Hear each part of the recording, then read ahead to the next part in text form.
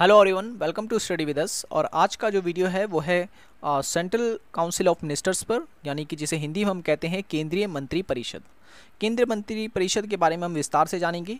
और इससे पहले की वीडियोज़ अगर आपने नहीं देखी है तो लिंक आपको डिस्क्रिप्शन में मिल जाएगा, तो आप वो वीडियोज़ भी देख सकते हैं। और ये वीडियो काफ़ी इंपॉर्टेंट है अगर आप लोग स्टूडेंट हैं DU SOL या रेगुलर के या इग्नू के, और साथ ही साथ ये वीडियो उन लोगों के लिए भी इंपॉर्टेंट है जो तैयारी कर रहे हैं UPSC, UP PCS, MP PCS और BPSC जैसे बड़े एग्ज़ाम्स की। सो चलिए शुरू करते हैं आज का वीडियो। तो पहला जो पॉइंट है इसमें वो ये कि भारत के संविधान में सरकार की जो संसदीय व्यवस्था है वो ब्रिटिश मॉडल पर आधारित है। ब्रिटिश मॉडल पर आधारित है, ये चीज़ मैंने आपको पहले बताई थी जब मैंने संविधान के स्रोत वाली वीडियो बनाई थी। ठीक है, तो क्योंकि हमारी जो संसदीय व्यवस्था है ये ब्रिटिश मॉडल पर आधारित है, तो यहाँ पर जो केंद्रीय मंत्री परिषद होती है उसकी सरकार में काफ़ी महत्वपूर्ण भूमिका होती है। और हमारी राजनीतिक प्रशासनिक व्यवस्था का जो मुख्य कार्यकारी अधिकारी होता है वो मंत्री ही होती है, मंत्री परिषद ही होते हैं। ठीक है, बिना मंत्री परिषद की स्वीकृति के किसी भी प्रकार का कार्य जो है वो नहीं किया जा सकता। यहाँ तक कि संविधान में ये भी कहा गया है कि राष्ट्रपति बिना मंत्री परिषद की स्वीकृति के कुछ भी नहीं कर सकता है। ठीक है, और इसका जो नेतृत्व करता है, यानी इन मंत्री परिषद का जो नेतृत्व करता है वो प्रधानमंत्री कहलाता है। ठीक है, मंत्री परिषद की जो संख्या होती है वो 50 से 60 मंत्रियों की होती है। ठीक है ना, ये एक समूह होता है मंत्रियों का, और इनका जो नेतृत्व करता है वो होता है प्रधानमंत्री। ठीक है, तो दो अनुच्छेद याद रखने हैं आपको, दो आर्टिकल जो कि केंद्रीय मंत्री परिषद से संबंधित हैं। तो अनुच्छेद 74 जो है वो ये कहता है कि राष्ट्रपति हो या फिर प्रधानमंत्री हो, उसे किसी भी कार्य को करने से पूर्व मंत्री परिषद की सलाह लेनी अनिवार्य है।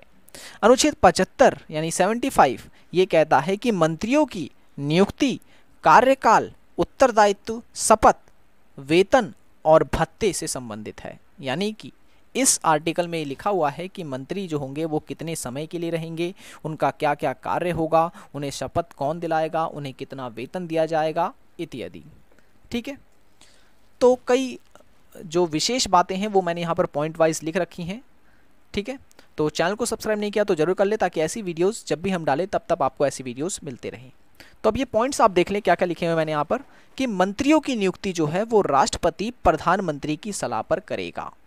ठीक है, बहुत ही इंपॉर्टेंट पॉइंट है ये कि जो मंत्री होते हैं, सबसे पहले मैं बता दूं कि जो प्रधानमंत्री होता है उसको कौन चुनता है, तो उसको चुनता है राष्ट्रपति। ठीक है, जनता के द्वारा बहुमत से जो है सांसदों को चुना जाता है, फिर उन सांसदों में से राष्ट्रपति किसी एक को जो है प्रधानमंत्री बनाता है। तो जो राष्ट्रपति है वो प्रधानमंत्री की सलाह पर जो है मंत्रियों को नियुक्त करता है। प्रधानमंत्री जिन जिन व्यक्तियों को कहेगा, राष्ट्रपति उन व्यक्तियों को मंत्री बनाता है। दूसरा पॉइंट ये कहता है कि मंत्री परिषद के जो सदस्यों की संख्या होगी वो 15% से अधिक नहीं होगी। अब भाई कहाँ के 15%, तो याद रखें लोकसभा के। लोकसभा के सदस्यों में से कितने सदस्य होते हैं, तो 545 तय किए गए हैं। ठीक है, कई जगह 552 भी मिलता है, कई जगह 543 भी मिलता है, तो आपको बस एक याद रखना है, 545 याद रखना है। ठीक है, 545 सदस्यों में से 15% से ज़्यादा जो है वो नहीं हो सकती मंत्री परिषद की संख्या।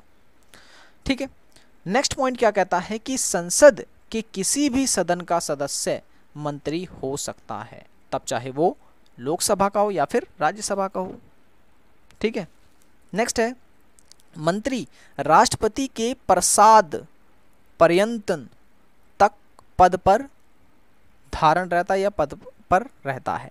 यानी कि जब तक राष्ट्रपति की जो है कह सकते हैं कि स्वीकृति बनी रहेगी तब तक वो मंत्री अपने पद पर रहेंगे। ठीक है, और राष्ट्रपति चाहे तो लोकसभा अगर भंग कर देगा तो सभी जो मंत्री होंगे साथ ही साथ प्रधानमंत्री को भी इस्तीफा देना पड़ जाता है।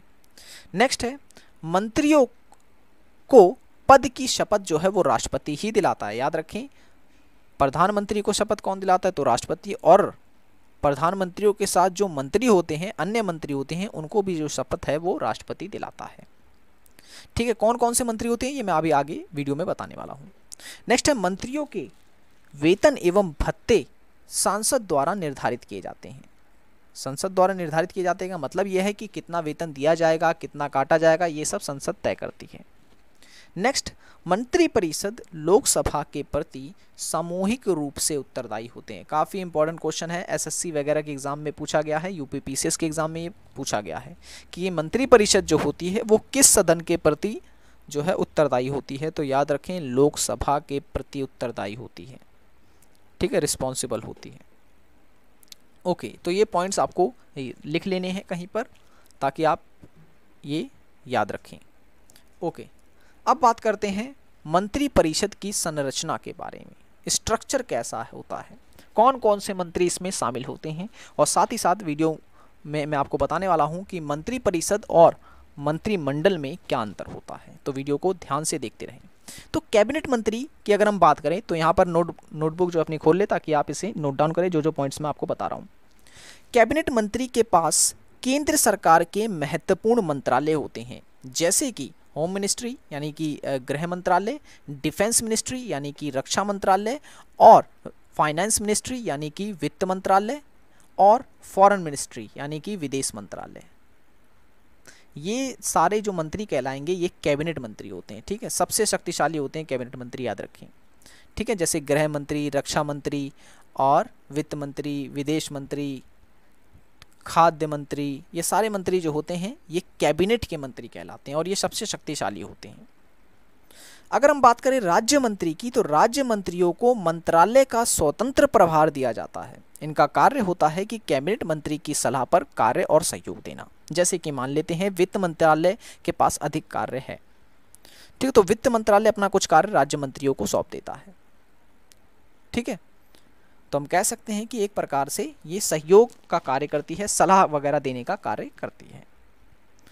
अगर हम बात करें उप मंत्री की, तो उप मंत्री जो होते हैं वे कैबिनेट के सदस्य नहीं होते। यह मंत्री 3 मंत्री की प्रशासनिक, राजनीतिक व संसदीय कार्यों में सहायता करते हैं। ये जो तीनों मंत्री हैं, जैसे कैबिनेट मंत्री हो गया, राज्य मंत्री हो गया, ठीक है ना, इन सब मंत्रियों की जो है वो सहायता करते हैं उप मंत्री। ठीक है ना, तो ये ज़्यादा महत्वपूर्ण नहीं होते, सबसे महत्वपूर्ण इसमें कैबिनेट मंत्री होते हैं, फिर उससे कम जो हैं वो राज्य मंत्री होते हैं, फिर उप मंत्री होते हैं। तो तीनों प्रकार के जो मंत्री हैं ये मंत्री परिषद में शामिल होते हैं। तो अगर आपसे क्वेश्चन में पूछ